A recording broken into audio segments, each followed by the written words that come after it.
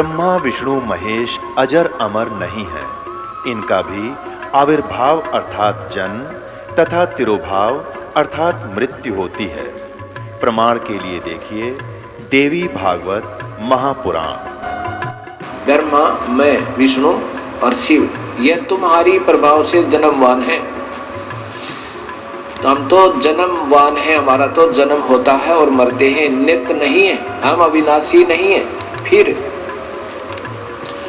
इंद्रादि दूसरे देवता नित्य किस प्रकार हो सकते हैं? कृपया अवश्य सुनिए जगत गुरु तत्वदर्शी संत रामपाल जी महाराज के अमृत वचन। तब परमात्मा ने कहा, बेटा अब तू जा, तेरे शरीर का नाश करने के वाले हैं वो। तो परमात्मा ने वो आत्मा वापस भेज दी।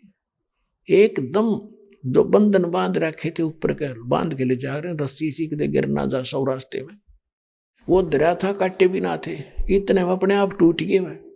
और गरीबदास जी उठ गए और उठ के एकदम नीचे उतरे आए और देखा चारों तरफ और तरह की। अब अगर न्यू के न्यू आ जाते तो न्यू सोचा हो तो सपना देखा होगा, लेकिन परमात्मा का काम कोई भी कच्चा नहीं होता। तो उसी समय परमात्मा से प्राप्त वो ज्ञान जो दास परमात्मा ने उस अपने दास में फीड कर दिया था, वो बोलने लगे। ये वाणी जो दास आपको बार बार सुनाता है और ये वाणी बोलने लगे। पर पटन व परलोक है जा अदली सतगुरु सहारे, भक्ति हेत से उतरे पाया हम दीदारे। अनंत कोट ब्रह्मांड का एक रति नहीं भारे, सतगुरु पुरुष कबीर हैं ये कुल के सृजनहार। उन तो बात ना करें, फिर वो ना माँ से ना पिता से ना किसी, क्योंकि ऐसा स्थान देखे रुचि कैसे बने, वो तो बाई ऑर्डर आ गई दोबारा। अब जिससे भी बात करें वो ऐसे चौपाइयों में बात करें। गांव वाले उनको पागल कहने लगे, बावड़िया, मेंटल हो गया, छोरी का छोरा, लड़की का लड़का मेंटल हो गया। अब घर वालों ने संतोष किया, आसपास के व्यक्तियों ने सांस सुख की सांस ली कि कोई बात नहीं, पागल सही लेकिन बेटी इसको देख देख कर या जीवित रह जाएगी ना या मरती। ये लड़का मर जाता तो इतना शोक कर रही थी, कोई बात ना, अपने बावड़े ने देख कर या जी लेगी। अब ऐसे ही चलता रहा। 3 वर्ष तक गरीबदास जी ऐसे ही रहे। पर ऐसे कहते कराए करावे साइया मन में लहर उठा। उसी गांव में एक दादू पंथी एक महात्मा आया करता, बनिए का घर से शरीर था उसका, लाला जी वैश्य था, और भगवान के लिए सभी भटक ही रहे हैं। वो दादू पंथियों का फंस गया, लेकिन दादू पंथी वो नहीं समझ पा रहे। वो गरीबदास जी ने कहा है कि दादू को कबीर साहब मिले, सतगुरु मिले, दी पान की पीक और बुढ़ा बाबा जिसे कहो, ये सतगुरु दादू की नहीं सीख। वो क्या कहते हैं दादू पंथी के दादू साहब जी को एक बुढ़ा बाबा मिला था और उससे ज्ञान हुआ। परमात्मा कहते तुम ना मेरा बुढ़ा बाबा कौन था। ऐसे ही नानक साहब जी को जिंदा महात्मा के रूप में मिले थे।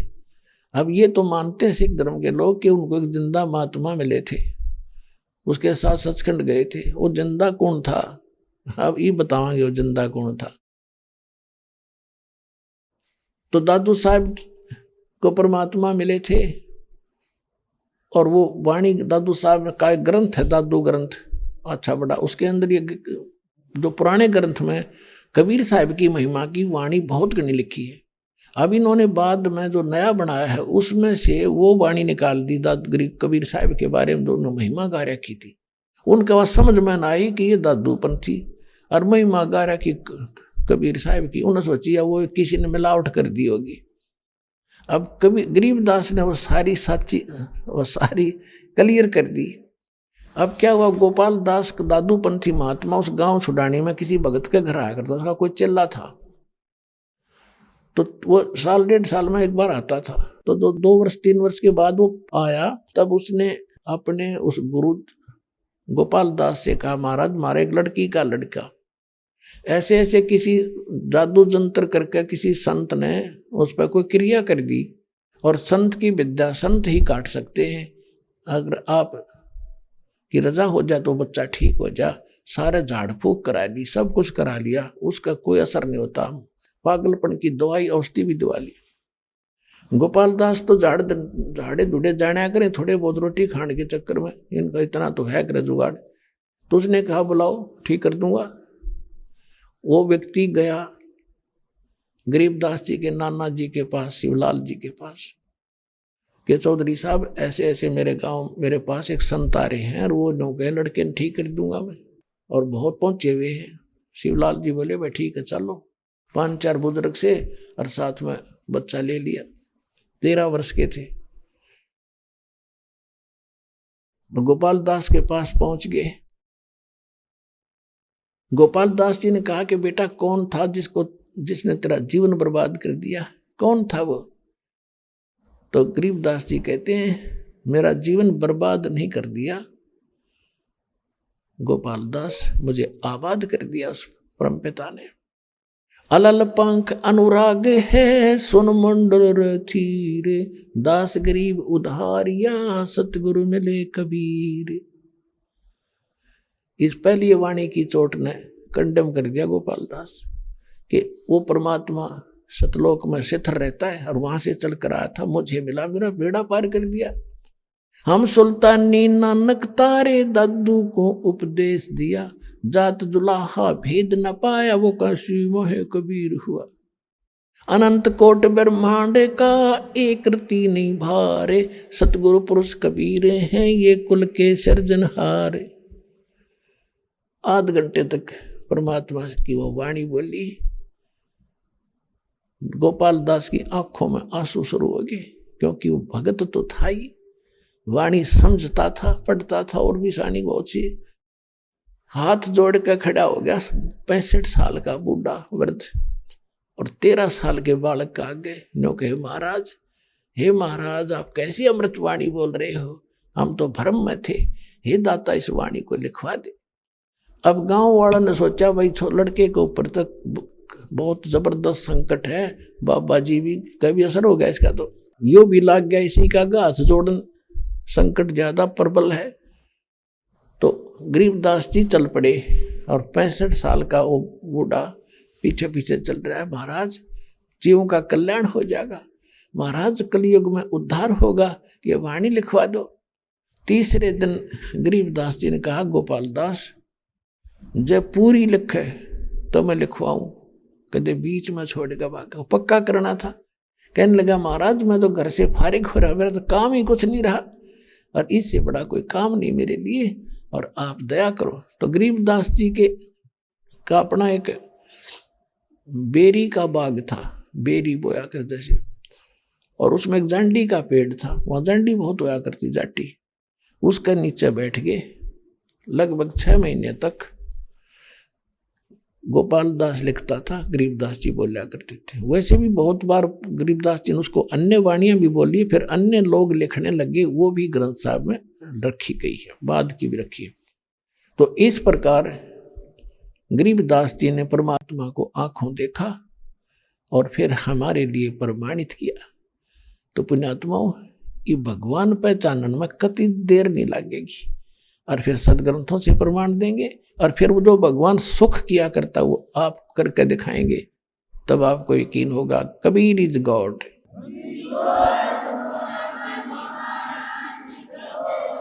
किसी तरह तो तोल लियो, किसी तरह से किसी तरफ से जांच कर लियो वेदों गीता और महापुरुषों की वाणी से, और फिर जो भगवान सुख दिया कर वो लेकर देखियो, किसी तरह से जांच लेना, कबीर इज गॉड।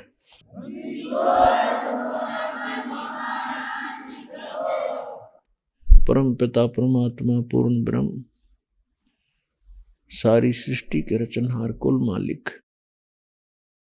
कबीर देव जी, कबीर साहिब जी ने, कबीर परमेश्वर जी ने हम सभी के ऊपर एक विशेष रजा की है। पुण्यात्माओं हमें वो मार्ग बता दिया, हमें वो भगवान बता दिया, वो मार्ग बता दिया, वो ज्ञान बता दिया, जिसकी खोज में मनुष्य युगों से लगा हुआ है। हम परमात्मा के गुण तो सही सुना करते थे कि परमात्मा ये सुख देते हैं, अंधे को आंख देते हैं, कोढ़ी को काया उसकी स्वस्थ कर देते हैं, बांझ को भी पुत्र दे सकते हैं। परमात्मा सर्व कष्ट हरण और सर्व सुखदाता है। लेकिन हम गुण तो परमात्मा के सही सुना करते थे, लेकिन वो भगवान कौन है जो ये सर्व सुख देता है, सब कष्ट हरण करता है, जिसमें ये गुण सभी विद्यमान हैं, यह अभी तक हम निर्णय नहीं कर पा रहे थे। और जिस कारण से हम किसी भी देव को वो कंप्लीट गॉड मान बैठते थे, पूर्ण परमात्मा मान लेते थे और उसी के समक्ष अपनी अर्जी लगाते रहते थे, परमात्मा मुझे ये सुख दे, मुझे ये सुख दे, मुझे ये दे। कोई इत्तेफाक से अपने पूर्व जन्म के संस्कार से कोई लाभ हो जाता था तो हम उसका क्रेडिट, उसका श्रेय उसी देव को दे देते थे जिसको हम इष्ट मान कर पूज रहे थे। और उसकी पूजा करते करते फिर हम अन्य ढेर सारे संकटों को झेलते रहते थे। फिर वो कभी भी दिमाग में, माइंड में नहीं आता था कि जिस देव को हम समर्थ मानकर पूज रहे हैं, पहले तो कोई लाभ हो गया था और अब क्यों नहीं हो रहा। तो ये हमारी बुद्धि से बाहर की बात थी। तो ठीक इसी प्रकार इस अध्यात्म मार्ग के अंदर गुरु होते हैं, गुरुओं की आवश्यकता पड़ती है। और गुरु यानी टीचर, अध्यापक, एक तो अक्षर ज्ञान कराने वाले अध्यापक होते हैं और एक परमात्मा का अध्यात्म ज्ञान कराने वाले अध्यापक होते हैं। इसलिए दोनों को गुरु कहा जाता है। अब जैसे अक्षर ज्ञान कराने वाले अध्यापकों का कुछ सिलेबस होता है, कुछ पाठ्यक्रम बनाया जाता है गवर्नमेंट द्वारा और उसकी बुक बनाई जाती है, और यदि वो अध्यापक उस सिलेबस के अनुसार ना पढ़ाकर कोई अन्य कथाएं सुना रहा है अध्यापक उस बच्चों को, विद्यार्थियों को, तो उन बच्चों का भविष्य कैसा होगा ये आम आदमी आसानी से समझ सकता है कि सारे फेल होंगे जब उनका एग्जाम होगा, उनकी परीक्षा होगी। अध्यापक वही सही है जो सिलेबस के अनुसार पढ़ावे, अपनी पुस्तकों का ज्ञान करावे, बच्चे वो सफल होते हैं, वो अध्यापक सही है। इसी प्रकार हमारे परमात्मा का एक विधान है, एक सिलेबस है, पाठ्यक्रम है। उस पाठ्यक्रम के अंदर हमारी धार्मिक पवित्र पुस्तक हैं, ग्रंथ हैं।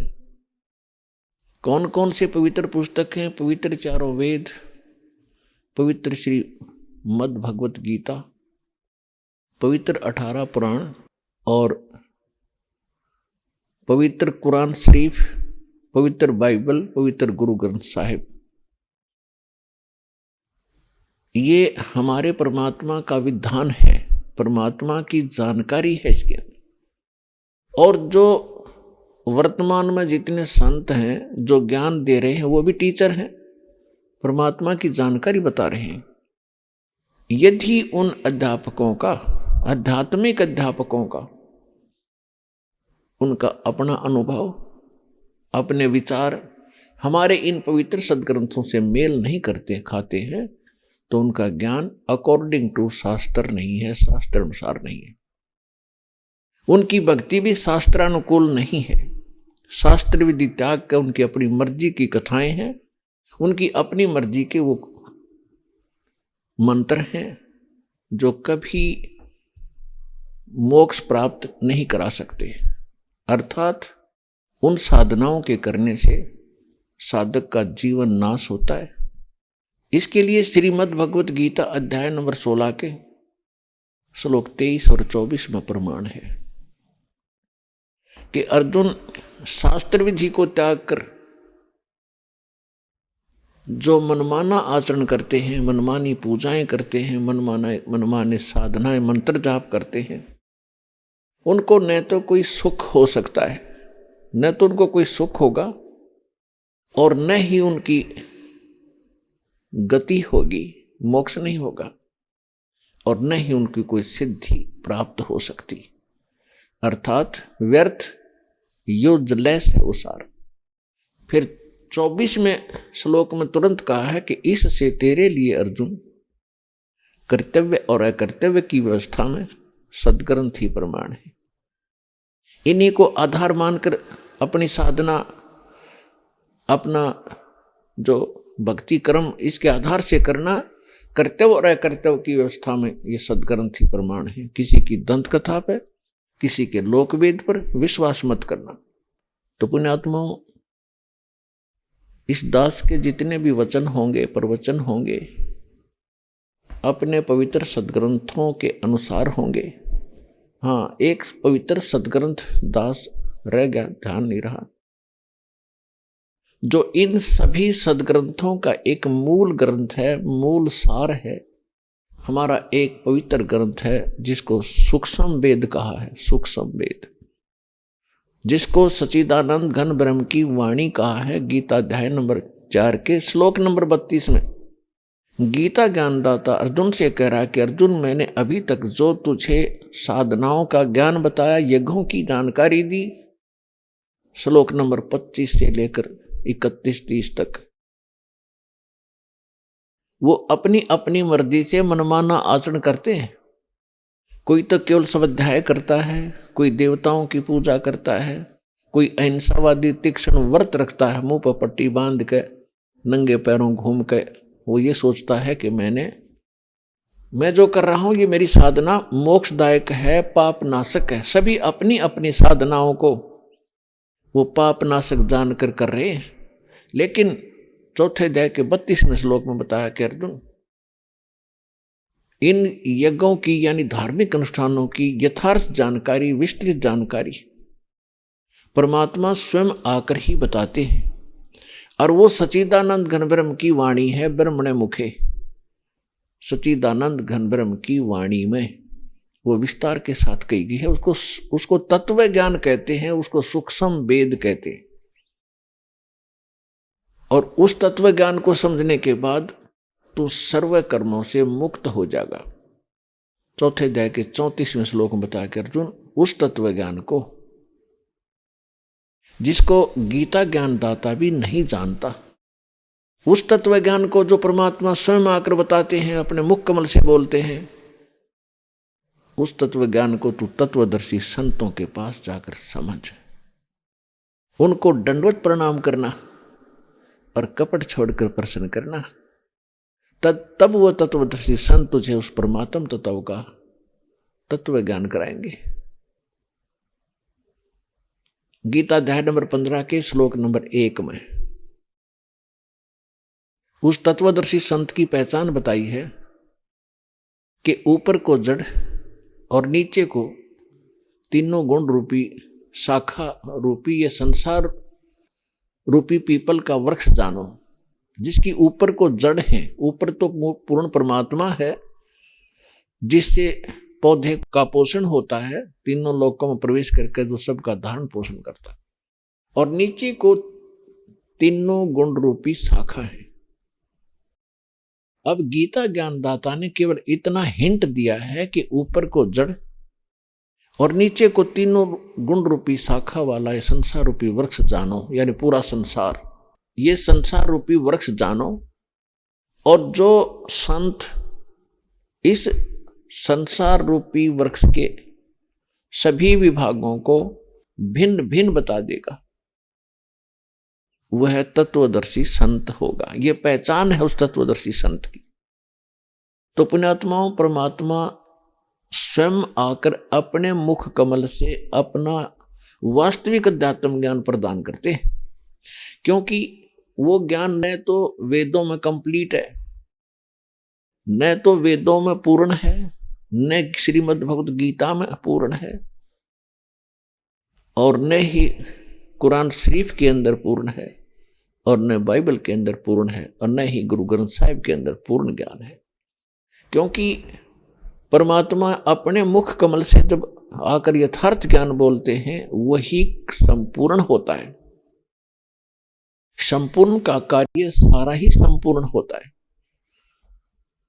उदाहरण के लिए जैसे गीता अध्याय नंबर 4 के श्लोक नंबर 34 में गीता ज्ञानदाता ने कही दिया कि उस ज्ञान से मैं परिचित नहीं हूं, किसी तत्वदर्शी संत से पूछो, वो बताएगा। इसे सिद्ध है कि गीता का ज्ञान बुरा नहीं,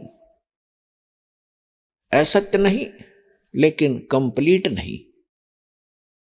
और आप खूब बुद्धिमान हो, जैसे आप एक मोबाइल नंबर मिलाते हो, आप टेलीफोन नंबर मिलाते हो, उसमें एक नंबर भी आगे पीछे हो जाए तो पता नहीं कहाँ मिलेगा, क्योंकि वो कंप्लीट नहीं है वो नंबर जहां आप संपर्क साधना चाहते हैं। इसी प्रकार हम अधूरे रह गए, हम वहां पहुंच नहीं पाए जहां हमने जाना था, क्योंकि हमें वो सच्चिदानंद घन ब्रह्म की वाणी तत्व ज्ञान प्राप्त नहीं हुआ। अब वो प्राप्त हुआ है। हमारे पास प्राप्त तो पहले भी था, लेकिन हम उसको समझ नहीं सके थे। अब परमात्मा ने इस दास को बुद्धि दी है कि उस तत्व ज्ञान को पहचाना है, जाना है, और फिर उसके साथ उसको प्रमाणित किया है, और फिर आपके रूबरू किया है। वो तत्व ज्ञान अब प्राप्त हो चुका है, लेकिन पहले नहीं मिला था अपने को। अब जैसे यजुर्वेद अध्याय नंबर 40 के मंत्र नंबर 10 में कहा है कि गीता ज्ञानदाता और वेद ज्ञानदाता वही है, ब्रह्म है, जो श्री कृष्ण जी में प्रवेश करके बोल रहा था श्रीमद् भगवत गीता का ज्ञान देते से। तो इसमें लिखा है कि कोई तो परमात्मा को कहता है कि वो जन्म नहीं लेता, वो निराकार है, उत्पन्न होता ही नहीं। कुछ कहते हैं वो उत्पन्न होता है, जैसे श्री राम और श्री कृष्ण आदि के रूप में। तो उसमें वेद के इस मंत्र में कहा है 40 अध्याय 40 के मंत्र 10 में कि परमात्मा उत्पन्न होता है या नहीं होता है, वो साकार है या निराकार है, इसकी जानकारी तत्वदर्शी संत देंगे, उनसे पूछो। वो सही जानकारी वही बताएंगे। यानी वेद ज्ञान भी इनकम्प्लीट है। अब इसी प्रकार इन अन्य ग्रंथों को जाने, इनके अंदर भी बहुत से प्रमाण है, लेकिन आज विषय दूसरा रहेगा। तो परमात्मा स्वयं आए थे 600 वर्ष पहले, उन्होंने ये तत्व ज्ञान बोला था, लेकिन उस समय हम अशिक्षित थे,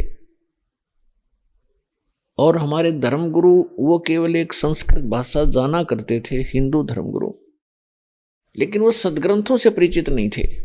संस्कृत अवश्य जानते थे, हमारे सदग्रंथों को वो पढ़ा भी करते थे, चारों वेदों को वो कंठस्थ भी याद कर लेते थे, और गीता का भी उनको खूब उन्होंने अध्ययन किया हुआ था, लेकिन वो समझ नहीं सके। क्यों? गुरु बिन काहू न पाया ज्ञाना, जो थोथा बुस छड़े मूड किसाना। गुरु बिन वेद पढ़े जो प्राणी, समझन सार रहे अज्ञानी। अब गुरु कौन? जो सदग्रंथों का ज्ञाता हो, सदग्रंथों के गूढ़ रहस्यों को समझकर आपको विश्लेषण करके बताने वाला हो। अब गुरु कौन होगा? तत्वदर्शी संत होगा। तत्वदर्शी संत कौन होगा? जो गीता अध्याय नंबर 15 के श्लोक नंबर 1 में वर्णन किया है कि उल्टे लटके हुए संसार रूपी वृक्ष के सभी विभाग जो बता देगा, स वेदविद, वह तत्वदर्शी संत है, वो वेद के तात्पर्य को जानने वाला है। आज से 600 वर्ष पहले परमात्मा स्वयं आए थे, और वो स्वयं आकर के अपनी महिमा का ज्ञान आप अपने आप ही बताते हैं, अपने आप को छुपाकर। ये सभी वेद प्रमाणित करते हैं। आपको बहुत बार वेदों में के रूबरू भी किया है कि देखो इस वेद में ऐसा लिखा है, इस वेद में ऐसा लिखा है, इस वेद में ऐसा लिखा है कि वो परमात्मा ऊपर रहता है सतलोक के अंदर, और वहां से गति करके आता, वहां भी सह शरीर है, मनुष्य सदृश है, राजा के समान, देखने में राजा के समान विराजमान है, तख्त पर यानी सिंहासन पर बैठा है। वहां से गति करके आता है, यहां पर अच्छी आत्माओं को मिलता है, और उन अच्छी आत्माओं, नेक आत्माओं, दृढ़ भक्तों को अध्यात्म ज्ञान उनको प्राप्त कराता है। फिर वो संत भी उस परमात्मा से प्राप्त उस ज्ञान का आगे प्रचार करते हैं, और परमात्मा भी स्वयं करते हैं। तो 600 वर्ष पहले परमात्मा ने आकर के स्वयं बताया था। यही गीता अध्याय नंबर 15 के श्लोक नंबर 1 का सारांश। कबीर अक्सर पुरुष एक पेड़ है, सर पुरुष वाकी डारे, तीनों देवा शाखा है, वही पात रूप संसार। अक्सर पुरुष एक पेड़ है, सर पुरुष ज्योति निरंजन, ये काल, ये एक मोटी डार है उसकी, और ये तीनों देवा, तीनों देवता, रजगुण ब्रह्मा, सतगुण विष्णु, तमगुण शिव जी, ये इसकी शाखाएं हैं, और हम पात रूप संसार। और मूल कौन है? वो जड़ कौन है? वो परम अक्षर ब्रह्म स्वयं है। तो पुण्यात्माओं, गुरु बिन काहू न पाया ज्ञाना, जो थोथा भूसड़े मूड किसाना। गुरु बिन वेद पढ़े जो प्राणी, और समझे नहीं सार रहे अज्ञानी। आज तक के जितने भी अपने धर्म गुरु हैं, आप उनके व्याख्यान से खूब परिचित हो, उनके ज्ञान से भी परिचित हो, उनके द्वारा दिए जाने वाले भक्ति साधना के मंत्रों से भी आप खूब परिचित हो। वो कौन सी कैसी कथा सुनाया करते थे, वो किसको भगवान बताया करते थे, और किस मंत्र के जाप करने का वो आदेश दिया करते थे। आज इस तत्व ज्ञान की रोशनी से आपको पता चलेगा वो कैसे विद्वान थे, कैसा उनका ज्ञान था, और कैसा उनके द्वारा दिया गया वो मंत्र, उसके जाप से उस आपको क्या लाभ होना था। तो प्रसंग चल रहा है कि परमात्मा स्वयं आकर ज्ञान सुनाते हैं अपनी प्यारी आत्माओं को, और हम यहां कष्ट पे कष्ट उठा रहे।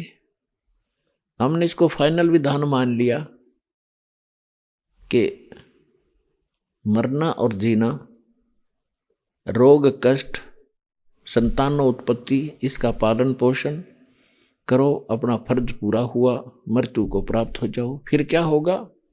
फिर किसने देखा, देखी जाएगी। तो ये भूल क्यों पड़ी? क्योंकि हम परमात्मा के इस ज्ञान से और अध्यात्म ज्ञान से, विधान से अपरिचित हो गए, और इसका कारण रहा यह ज्ञानी संत, ऋषि, महर्षि, मंडलेश्वर, आचार्य और शंकराचार्य। इनको खुद नहीं ज्ञान हम क्या बता रहे हैं।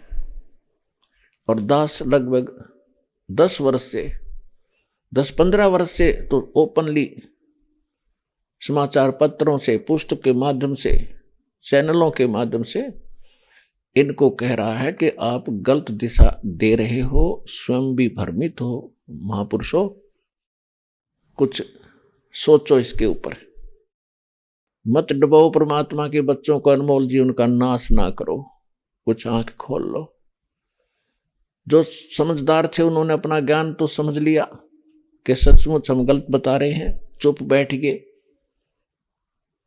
लेकिन ये भी उनकी कमजोरी है कि वो ये नहीं कह पा रहे हैं अपने भक्तों को, अपने शिष्यों को, कि हमारा ज्ञान ठीक नहीं है बच्चों, आप भी चलो, हम भी चलते हैं, और वहां जाकर उपदेश लेकर कल्याण कराएंगे। वो तो हम महापुरुष। और जिनको ये पता लग गया है कि सचमुच हमारा ज्ञान भी गलत है, हमारी भक्ति भी शास्त्र विरुद्ध है, और वो फिर भी आगे नहीं आ रहे हैं, तो उसके विषय में परमेश्वर ने बताया है कि जानबूझ साची तजय और करे झूठ तने, ताकि संगत है प्रभु सोपन में बिना थे। ऐसा दुष्ट इंसान, इसे अनमोल जीवन का पता लग गया कितना कीमती है, और इसका समाधान तेरे पास है नहीं, आप भी डूबे और लाखों को डुबोने की वो तैयारी कर रहा है, वो महादुष्ट इंसान है, वो शैतान है, वो संत तो छोड़ इंसान भी नहीं है। जब तक हमें ज्ञान नहीं था तो हम सारे भ्रमित थे, हम भी किसी देव का या किसी अन्य साधना का आश्रय लिए बैठे थे। जिस दिन से पता चला हमने उसी दिन से उसको तुरंत त्याग दिया। हम गलत रास्ते जा रहे हैं और कोई भद्र पुरुष हमें रास्ते में बता देता है कि आपका रास्ता ये ठीक नहीं, जहां उद्देश्य लेकर आप जा रहे हो। बुद्धिमान व्यक्ति अपना वहां रुक जाए, एक दो से और वेरीफाई करे और फिर आगे प्रस्थान करे। तो दास सबको कह रहा है कि आप जिस मार्ग पर जा रहे हो, जो साधना कर रहे हो, ये शास्त्र विरुद्ध है, आपको बहुत हानि उठानी पड़ेगी। दास का उद्देश्य किसी की निंदा करके कोई अपना स्वार्थ सिद्ध करना नहीं है, लेकिन आप उस परम पिता के बच्चे हो जो आपके लिए भटक रहे हैं, युगों युगों में आ रहे हैं। आप इतनी गहरी नींद में सो गए, अज्ञान में इतने रंगे गए हो कि आप भगवान पहचान ना भूल गए। दास आपको वो भगवान याद दिलाता है, उसकी पहचान बताना चाहता है, विद प्रूफ आपको बता रहा है कि ये भगवान है, इसका यहां प्रमाण है, वेदों से प्रमाणित कर दिया। उन महापुरुषों की अनुभव वाणी जिन्होंने स्वयं परमात्मा को देखा, जिनसे भगवान मिले, उनसे उनके एफिडेविट आपके सामने रख दिए, वो क्या क्या कहा करते थे। तो आज परमात्मा को पहचानने में आपको देर नहीं लगेगी। हाँ, जानबूझ गफलत करोगे वह बात भिन्न है, फिर आप भक्ति चाहते नहीं। तो उस परमेश्वर ने आके हमें क्या बताया था कि आप गलत स्थान पर रह रहे हो। जिसको जरा सा सुख हो जाता है भगवान भूल जाते हो, और जब आपके ऊपर कष्ट के कहर टूट रहे हैं तो फिर आप भगवान भगवान करते भटक रहे होते। इसलिए परमात्मा कहते हैं,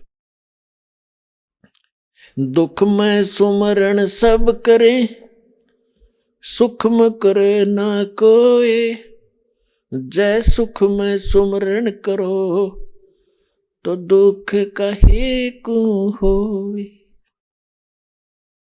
सुख में सुमरण किया नहीं, दुख में करते याद, कहें कबीरता दास की, कौन सुने फरियाद। राम नाम रटते रहो, राम नाम रटते रहो, जब तक घट में प्राण, कदे तो दीन दयाल के बनक पड़ेगी कान।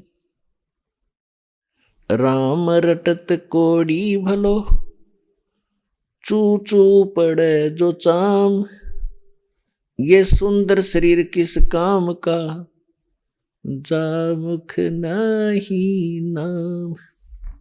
कबीर जिव्या तो वाये भली, जो रटे हरि नाम, नहीं तो काट के फेंक दियो, ये मुख में बोलो ना चाम। कबीर राम रटत कन्या भली, और साकट भलो न पूत, छेरी के गल में गलथना, जिसमें दूध ना मूत। कबीर राम रटत दारिद्र भलो, टूटी घर की छान, वो सुंदर मैल किस काम के, जा भक्ति नहीं भगवान। वो पृथ्वीपति चकवे गए, जिनके चक्र चलंत, रावण सरीखे कौन गिने, ऐसे गए अनंत। ये काया तेरी है नहीं, माया कहाँ से हो, चरण कमल में ध्यान रखो, इन दोनों को खो। काया तेरी है नहीं, ये माया कहाँ से हो, उद्यम करे और नाम जपे, मनुष्य कर्म है दो। परमात्मा कहते हैं भक्ति बिना क्या होत है, ये भरम रहा संसार, रति कंचन पाया नहीं, भाई रावण चलती वार। पुण्यात्मा, आप बिल्कुल नादान बालक हो, चाहे किसी देश का कोई राष्ट्रपति भी क्यों ना है, और चाहे कोई कितना धनवान है, कितना ही उच्च पद प्राप्त है, चाहे मंत्री, प्रधानमंत्री, मुख्यमंत्री या बड़ा सेठ है, यदि वो सत्य भक्ति नहीं करता है तो कति बालक बुद्धि का व्यक्ति है, उसने अपना मनुष्य जीवन नाश कर लिया। क्या बताते हैं परमात्मा अपने विधान के अंदर? स्वयं बताते हैं, अगम निगम को खोज ले, भाई बुद्धि विवेक विचार, उदय अस्त का राज मिले, तो बिन नाम बेगार। ओए होए बच्चों, आज तक आपने ये राम ने रावण मार दिया, पांडवों ने कौरव मार दिए, इस तरह की कथाएं सुनी है, आपने अध्यात्म ज्ञान नहीं सुना, जिस कारण से भगवान का डर निकल गया। परमात्मा से मिलने वाली जो राहत थी वो मिलनी प्राप्त होगी,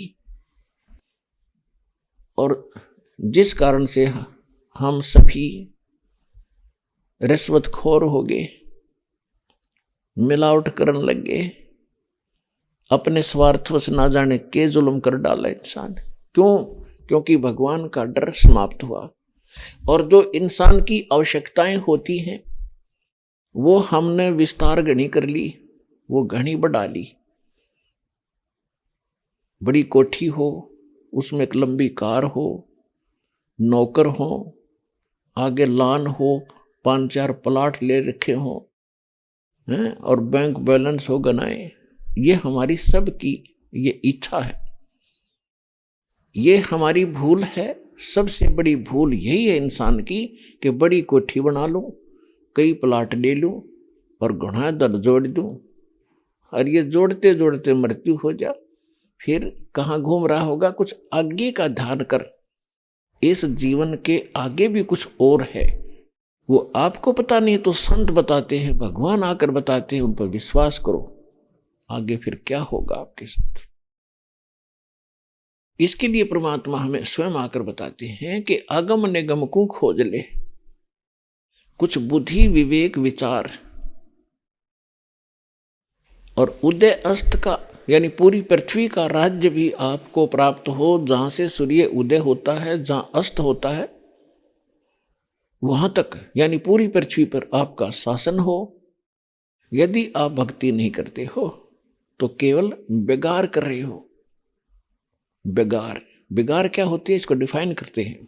बेगार को हमारे उम्र के तो बूढ़े जानते होंगे तकरीबन सभी, लेकिन नए बच्चों को बेगार का पता नहीं, इसलिए क्योंकि संतों की वाणी, भगवान की वाणी 600 वर्ष पहले कही गई थी, और उस समय सभी लोकल लैंग्वेज सुनना पसंद करते थे।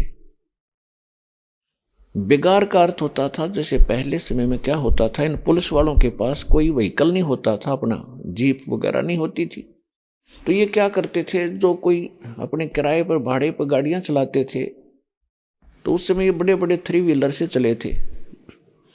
और हमारे गांव से एक और कस्बा सा है, वहां तक वो प्रतिदिन 2 वही ऐसे 3 व्हीलर थे, वो चला करते थे। उनमें से एक नहीं आया एक दिन, दूसरे ने उससे पूछा कि, और भी यात्रियों ने पूछा कि कल क्यों नहीं आए, क्या बात, खैर तो है तेरी? उसने कहा कि खैर तो क्या बताऊं, कल मैं बेगार में फंस गया था। बेगार में कैसे फंस गया था कि पुलिस वालों ने शाम ने ले लिया 12 बजे, रात के 12 बजे मुझे उठा लिया, और साथ में मेरी वो 3 व्हीलर, और अगले दिन सारा दिन कई जगह उन्होंने रेड लगानी थी, तो कई गांव में गई मुझे ले करके, और अगले दिन रात ने 12 बजे छोड़ा, यानी 24 घंटे तक मेरा पहिया टेक्या नहीं, मेरा व्हील बंद नहीं हुआ, और 200 रुपये अपनी जेब से पेट्रोल और लग गया। अब देखो, ये भाड़े वाले व्यक्ति उसी चीज को पसंद करते हैं कि मेरा पहिया चलता रहे, यानी ज्यादा कमाई बने। तो वो कह रहा था कि मेरा पहिया भी नहीं टिका, चलता रहा, सारी रात घूमा, सारा दिन चलता रहा, पैसे का पेट्रोल भी अपनी जेब से डाला और एक नया पैसे की इनकम नहीं हुई। इसको बेगार कहा करते थे। तो ये राजा लोग जो हैं, राजा को कह दिया तो इन्हें समझ लो सारी जनता पर लागू हो गया। उससे बड़े ताकतवर आप नहीं हैं हम, क्योंकि हम राजा को बड़ा शक्तिशाली मानते हैं, बड़ा शक्तिशाली है।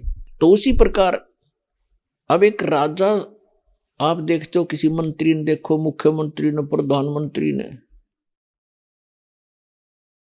आप देखते हो वहां मीटिंग की है, वहां जलसा किया है, वहां मीटिंग अटेंड की है, फिर वहां पब्लिक मीटिंग में बैठे हैं, सारा दिन चलते रहते हैं, और वो कितनी गति दिखाई देती है, उसकी कितनी स्पीड है, दिन रात अपना कार्य में व्यस्त रहता है।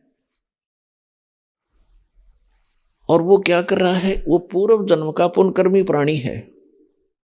किसी जन्म में सौभाग्य से उससे कोई पुण्य इकट्ठे हो गए और वो पुण्य उसके प्रारब्ध यानी किस्मत में लिख दिए,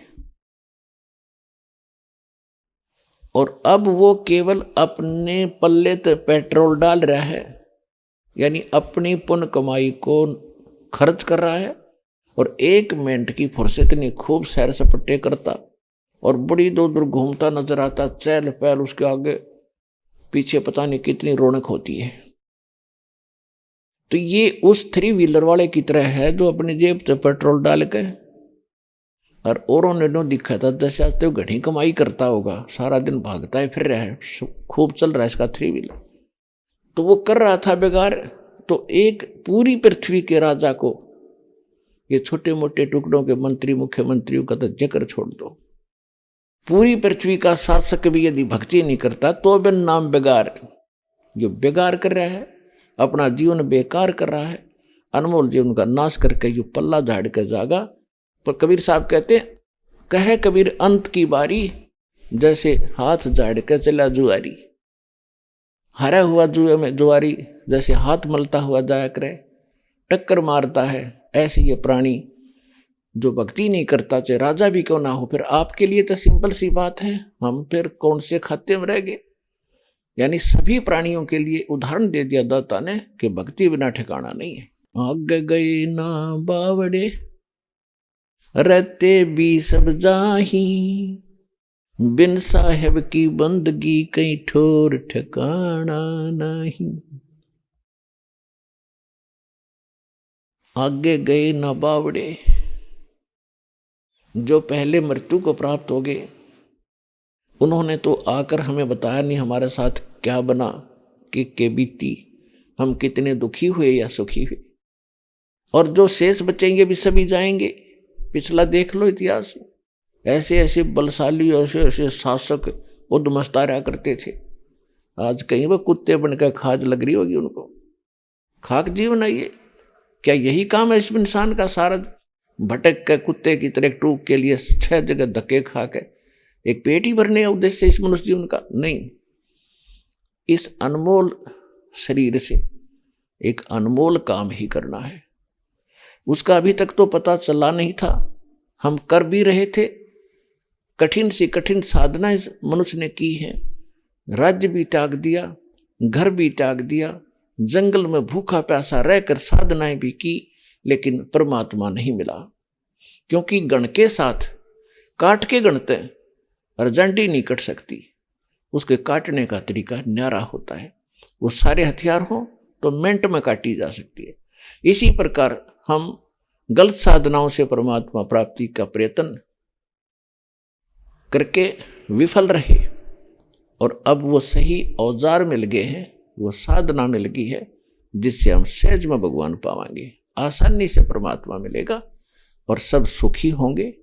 आपका परिवार सुखी होगा, आपका घर सुखी होगा, आपका शरीर में सुख होगा, और आपको मोक्ष प्राप्त होगा यदि आजीवन भक्ति करते रहे तो।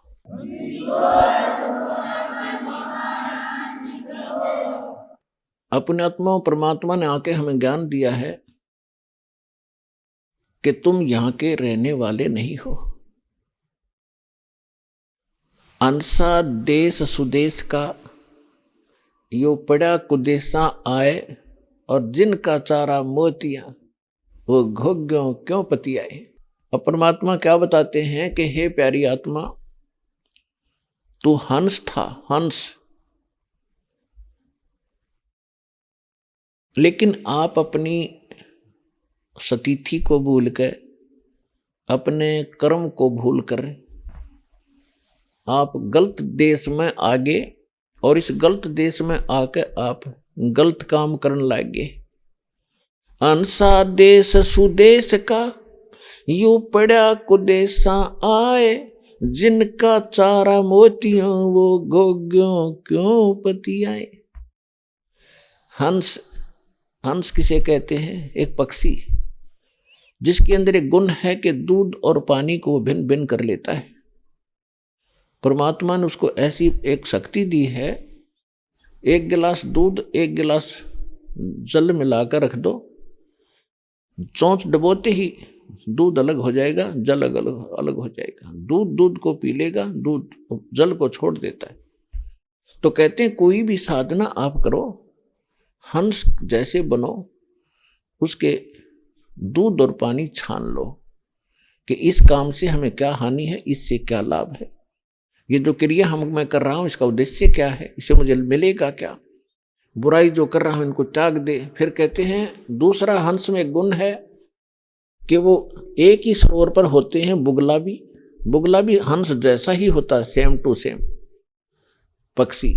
बुगला खाता मछलियां खाता है, घोग्गे कीड़े खाता है, शंखले खाता है, और हंस केवल मोती खाता है।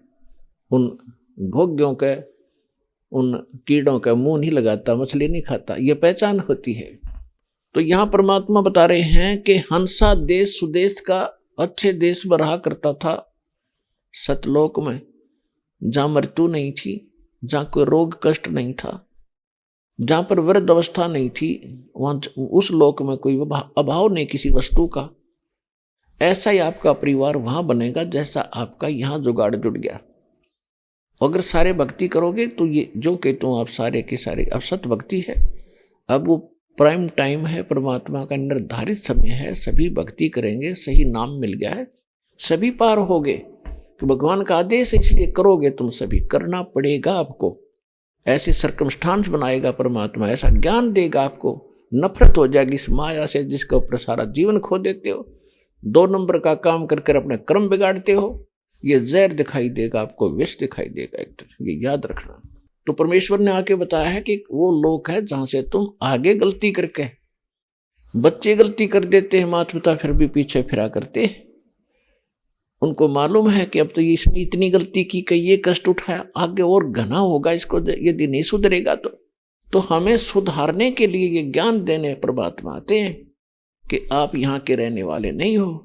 मेरे हंसाबाई हंस रूप था जब तू आया, अपना स्वरूप भूल मैं भूल्या, तू तात जीव कहाया। मेरे हंसाबाई हंस रूप था जब तू आया, कि हे मेरे हंस, तू पहले बहुत नेक था, किसी की आत्मा नहीं दुखाता था, क्योंकि सतयुग के अंदर आपका प्रारंभ हुआ था।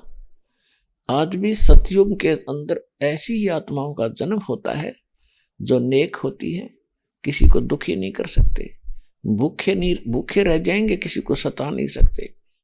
तो आप ऐसी वृत्ति के थे, लेकिन जैसे इस लोक में आप रह रहे हो, इसमें जीव कितना ही नेक हो, नेक रह ही नहीं सकता। कैसे नहीं रह सकता कि अकाल गिर गया, एक बार अकाल गिर गया, भूखे मरे, टक्कर मारे, उसका छीन रहा है, उसको छीन रहा है, उसके खोज खोज के खा रहे, वो नेक भी बुरे हो गए। ये लोक ऐसा है, अच्छा रहते हुए भी अच्छा नहीं रह सकता। और परमात्मा कहते हैं हमारे ज्ञान से, इस भक्ति से आप हमारे से जुड़ो, आपको जब तक यहाँ रहोगे कोई आपत्ति नहीं आने दूंगा, ना कोई अकाल गिरने दूंगा, ना कोई ऐसी फल डालने दूंगा, ना कोई हानि होने दूंगा, पर भक्ति करते रहना। और फिर वहां चले जाओगे, कभी आपत्ति आपको आएगी ही नहीं। तो वहां जाने के लिए वो परमात्मा स्वयं बताने आते हैं, वो ज्ञान भी वही कराते हैं। आज तक हमने स्वर्ग और ये ब्रह्मा विष्णु महेश इन तोपर को भगवान ने सुना था, और कोई ज्यादा होशियारी दिखाया करते थे, ब्रह्म की पूजा करते, ब्रह्म भगवान है पूरा। आइए अब हम उन श्रद्धालुओं के अनुभव जानते हैं जो जगत गुरु तत्वदर्शी संत रामपाल जी महाराज जी से दीक्षा प्राप्त कर चुके हैं तथा उनके द्वारा बताए गए भक्ति मार्ग पर चल रहे हैं। सर नमस्कार। नमस्कार सर। सर क्या नाम है आपका? मेरा नाम सर अवतार सैनी है, मैं डिस्ट्रिक्ट रोहतक से आया हूँ। अवतार जी, संत रामपाल जी महाराज जी से नाम दीक्षा लेने से पहले आप क्या भक्ति साधना करते थे? सर संत रामपाल जी महाराज की भक्ति करने से पहले मैं बहुत सारे देवी देवताओं की, सबसे ज़्यादा तो हम लगता था पीर जी हमारे घर में फेमस है, जो परंपरागत पूजा थी उनकी ही करते थे। लेकिन उनकी भक्ति करते करते लाभ तो क्या होना था, सर्वनाश हो गया। इस दास का कम से कम 3 से लेकर 4 लाख रुपया उल्टा नुकसान हुआ है और वहाँ से कोई भी लाभ नहीं हुआ। लेकिन सर जैसे कि आपने बताया कि पहले आप देवी देवताओं की पूजा करते थे और जो पारंपरिक पूजाएं होती है वो भी आप करते थे, तो सर हम आपसे जानना चाहते हैं कि जब आपको उस भक्ति को करने से कोई लाभ नहीं मिला तो फिर आप संत रामपाल जी महाराज जी के शरण में क्यों गए? देखिए, संत रामपाल जी महाराज की शरण में ऐसा था कि मेरा एक दोस्त था शिवदास। एक्चुअल में हम मार्केटिंग में इकट्ठा ही काम करते थे, लेकिन वो मेरा जूनियर था। तो उसने मेरे को बताया कि अवतार जी, क्योंकि उन दिनों में काफ़ी दुखी था, क्योंकि बिजनेस मेरा काफ़ी डाउन में चला हुआ था। तो इतना कोसता था कि परमात्मा को कि देखो मेरे साथ वाले लोग कितने आगे निकल गए, लेकिन मेरा बिजनेस इतना डाउन में क्यों चला हुआ है। तो उन दिनों में वो मिला, तो उसने बताया कि क्या आप परमात्मा के बारे में जानते हो? तो मैंने उससे बोला कि हाँ जानते सभी है, लेकिन ये है कि आप अच्छा काम करो, परमात्मा सभी की फिल्म बनाता है। लेकिन उसने मेरे को बताया कि नहीं, परमात्मा का सह शरीर है, उसका नाम कबीर है। तो उन्होंने बोला कि यदि आप वाकई में जानना चाहते तो ये बुक है ज्ञान गंगा, तो इसको आप पढ़िए। यदि आप इनकी भक्ति करोगे तो संत रामपाल जी महाराज है जो इनकी भक्ति बताते हैं परमात्मा की, वो भक्ति करने के बाद आपको बहुत बढ़िया लाभ होंगे। तो मेरे मन में भी आया कि मैं बहुत सारे पीरों फकीरों के पास घूम चुका हूँ, लेकिन यहाँ से तो कोई राहत नहीं मिल रही। चलो एक ट्राई और करके देखते हैं, ये भी करके देख लेते हैं। सर आपने बताया कि आपको एक बुक मिली, सर उस बुक का नाम क्या था? उस बुक का नाम ज्ञान गंगा था, जिसको पढ़ने के बाद मेरे को लगा कि हाँ यहाँ से कुछ बढ़िया हो सकता है, क्योंकि उसमें सही शास्त्र अनुकूल भक्ति बताई गई थी। संत रामपाल जी महाराज भी बताते हैं कि जो लोग शास्त्र विधि के अनुकूल भक्ति करते हैं उनके सभी दुखों का नाश होता है, इसलिए मैंने वो भक्ति अडॉप्ट की। सर जैसा कि आपने बताया कि आपको ज्ञान गंगा पुस्तक मिली और उसको आपने पढ़ा, सर हम आपसे जानना चाहते हैं कि ऐसा उस पुस्तक में क्या लिखा हुआ था कि उसको पढ़ के आपने संत रामपाल जी महाराज जी से नाम दीक्षा ले ली? कि सर ऐसा उस पुस्तक में क्या लिखा हुआ था जिसने आपको प्रभावित किया? देखिए, उस बुक में लिखा हुआ था कि जैसे एक मान लीजिए पेड़ है, यदि आपने आम का पेड़ बोया है तो यदि आपने उसके मीठे आम खाने हैं तो आपकी उसकी जड़ों में पानी डालना पड़ेगा। इसी प्रकार शास्त्र अनुकूल भक्ति का मतलब है कि जो मूल भक्ति है वो भक्ति करना एक ऐसा, मान लीजिए जैसे एक जड़ को पानी डालना है, वो भक्ति करने के बाद हमें जो संसारिक सुविधा है वो ऑटोमेटिकली मिलती है। वो उसका जो प्रमाण है उस भक्ति का हमारे शास्त्रों में भी है, वेदों में है, गीता में है, गुरु ग्रंथ साहब में है, सभी शास्त्रों में इस भक्ति का प्रमाण है, इसलिए मैंने उस भक्ति को किया। सर हम जिस भी संत रामपाल जी महाराज जी के अनुयायी से मिलते हैं तो वो बताते हैं कि उनको संत रामपाल जी महाराज जी से नाम दीक्षा लेने के बाद लाभ मिले हैं। तो सर हम आपसे जानना चाहते हैं कि आपको संत रामपाल जी महाराज जी से नाम दीक्षा लेने के बाद क्या लाभ मिले? देखिए, संत रामपाल जी महाराज के नाम दीक्षा लेने के बाद इस दास को बहुत सारे लाभ हुए, उसमें से एक मोटा मोटे बताता हूँ। इस दास के पास ये नाम दीक्षा लेने से पहले इस दास के पास अपना कोई घर नहीं था। सतगुरु रामपाल जी महाराज की दया से इस दास का सबसे पहले 7 से लेकर 8 लाख एक घर बन गया, जो कि इस दास की बिल्कुल औकात नहीं थी, क्योंकि मैं पहले ऑलरेडी बिजनेस में डूब चुका था, 3 से लेकर 4 लाख का घाटा बढ़ चुका था।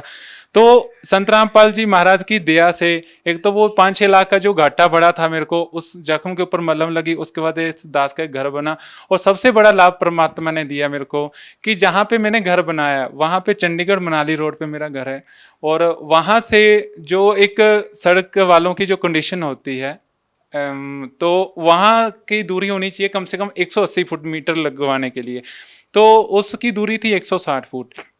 तो क्या हुआ कि जब जेई साइट को विजिट करने के लिए आया, मेरे को तो लगा कि नहीं लगेगा, क्योंकि वहाँ के मैंने लोकल जेई को भी वो साइट विजिट करवाई थी, तो उन्होंने यही बताया था कि जो लो कहता है वो 180 फीट की दूरी पर जो इलेक्ट्रिक मीटर है वो लगेगा, लेकिन उसकी दूरी थी 160 फुट। लेकिन जब ही जैसे दोबारा जेई आया उस खेत में, उसकी जो लंबाई नापी उसने, तो मैंने परमात्मा का सिमरन शुरू किया। वो सिमरन करते करते वो जो 160 फुट थी वो बढ़ के परमात्मा की दया से 178 फुट होगी। तो क्या हुआ, उस जेई के मन में परमात्मा ने क्या ऐसी प्रेरणा दी, परमात्मा की ऐसी दया हुई, तो उसने बोला कि बेटा तू भी क्या याद रखेगा, मैं रिटायर होने वाला हूँ, जाते जाते तेरा ये काम कर देता हूँ। यानी कि उसने 178 2 फुट अपने ओर से दे दिए और 180 फुट करके उसने वो फाइल जो मीटर की वो सेक्शन कर दी। परमात्मा ने ये सबसे बड़ा मेरे को लाभ दिया। सर और क्या लाभ मिले आपको संत रामपाल जी महाराज जी से नाम दीक्षा लेने के बाद? और बहुत सारे लाभ हुए, जैसे मेरी कमर में दर्द रहता था, कई डॉक्टरों के पास गया, जो कहते हैं कि डिस्क प्रॉब्लम है, कोई कहता है मणका दब गया है, आप भाग नहीं सकते, भारी काम नहीं कर सकते। लेकिन नाम दीक्षा लेने के बाद मैं नॉर्मल काम करता हूँ, सारे काम करता हूँ। उसके पहले जो इस दीक्षा लेने से पहले मेरे ऊपर भूतों का भी साया रहता था, रात को इतना दबाव पड़ता था, ऐसा लगता था कि किसी चीज़ ने मेरा गला दबा दिया। लेकिन संत रामपाल जी महाराज के नाम दीक्षा लेने के बाद वो चीज़ें आज तक मेरे को नहीं मिली। और कोई लाभ सर? उसके अलावा जो मैं काम करता था वो तो छोड़ दिया, लेकिन संत रामपाल जी महाराज ने एक और प्रेरणा दी। मैं आज की डेट में एक मिनी रेस्टोरेंट चलाता हूँ, जिसमें मेरे को बहुत अच्छी इनकम है, मैं अपनी घर की रिक्वायरमेंट पूरी करता हूँ। सर जैसे कि आपने बताया कि पहले आप देवी देवताओं की पूजा करते थे, आन उपासनाएं करते थे। सर हमने सुना है कि जो भी संत रामपाल जी महाराज जी से नाम दीक्षा लेता है और वो देवी देवताओं की भक्ति छोड़ देता है, संत रामपाल जी महाराज जी के बारे में भी ये कहा जाता है कि देवी देवताओं की भक्ति छुड़वाते हैं। सर क्या कहना चाहेंगे, क्या कारण है? नहीं, ऐसा कुछ नहीं है, ये लोगों की गलत धारणाएं हैं। संत रामपाल जी महाराज उनकी भक्ति छुड़वाते नहीं है, उल्टा उनको एक शास्त्र के अनुकूल भक्ति बताते हैं।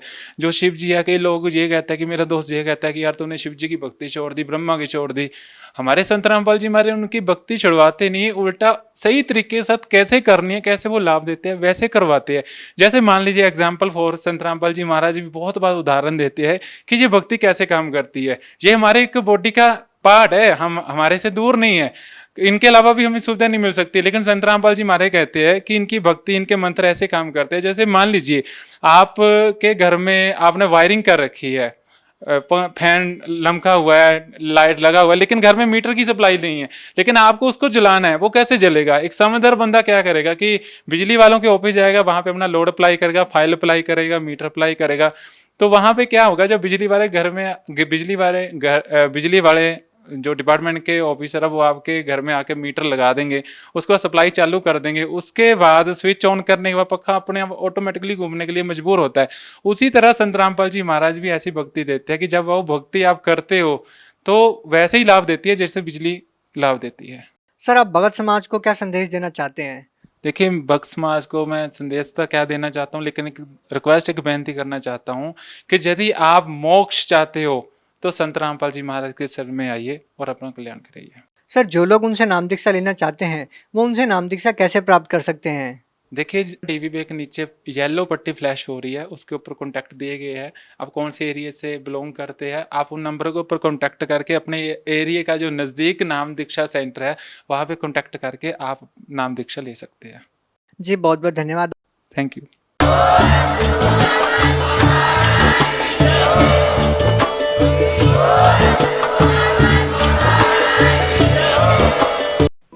आप सुन रहे थे जगत गुरु तत्वदर्शी संत रामपाल जी महाराज के मंगल प्रवचन।